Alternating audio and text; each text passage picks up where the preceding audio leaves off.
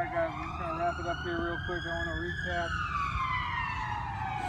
First, let's recap. Brock, put that down. God, you cannot concentrate.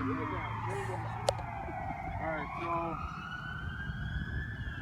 let's recap here about the bunker real quick. I'm going to go through each and every one of you.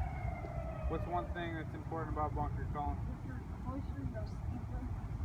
If you're closer, you go steeper. Oh, closer bunker shot. So if it's not as far, you want to get steeper and hit more sand. If you come more shallow, at a more shallow angle, you're going to be able to hit the ball farther. Then if you come at a steep angle, the ball's not going to go as far because you're getting more sand. What about you, Jacob? What's another important thing about a bunker play? Open stance. Open stance is huge. And you were pretty square to start. How did opening your stance help you? A lot more solid contact. Right. More solid. You have a solid face, but an open stance and an open club face. Oh, I just gave Brock an answer. That's what I was going to say. Okay, so Jacob said open stance and open club face. Why is that so important? Why do we have an open stance and an open club face? To get it up and out easier? What's another main reason? Swing to the left because the club face is open. If the club face is open, naturally the ball is going to want to go to the right, correct? So that's why we compensate for that by having an open stance. We kind of aim a little bit left of our target and swing off to the left because our club face is open and the ball is going to jump out to the right. Why else do we open our club face? Perfect. That's what I'm looking for, Colin. And man, you deserve something for getting that right.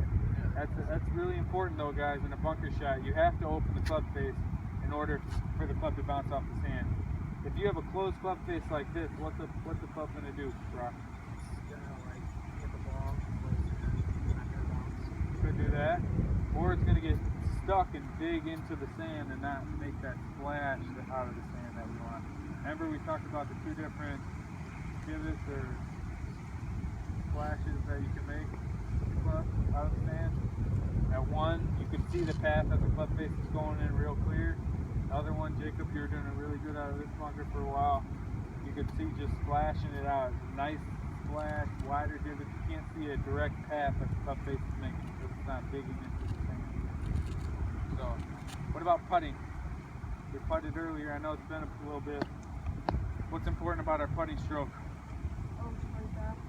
Straight back, straight through.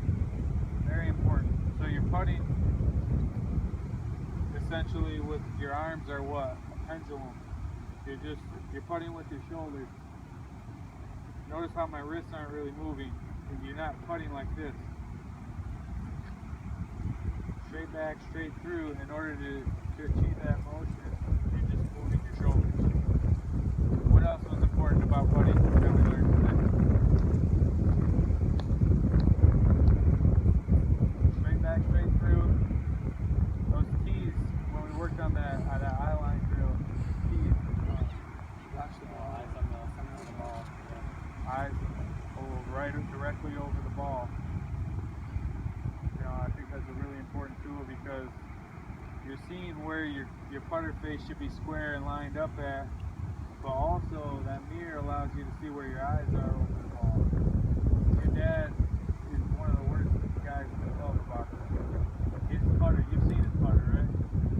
His putter's really flat and he stands way back here, right? So he wouldn't be good at that mirror drill. Because his eyes are probably a foot inside of the ball. It's so important that your eyes are directly over the ball so you have a straight line with where you're trying to hit the ball. What else with putting?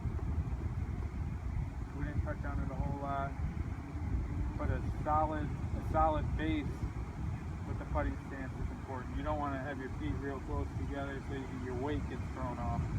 You don't have to be as wide as a bunker shot, but feet shoulder width apart just so you're solid enough where you're just letting your pendulum arms and shoulders do all the work.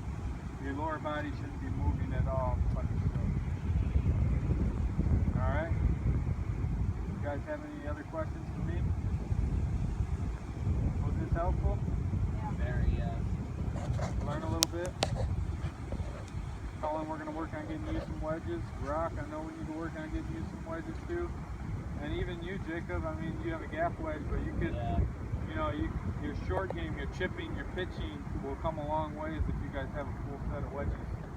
So you remember we talked about in that pitching session having 3 different clubs or 3 different swings for each of those clubs, 9 different yardages.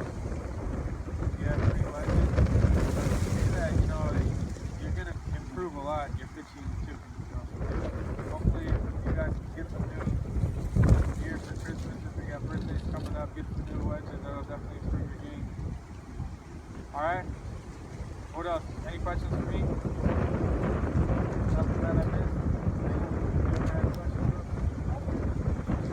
You guys ready to go? It's windy, it's getting dark out here.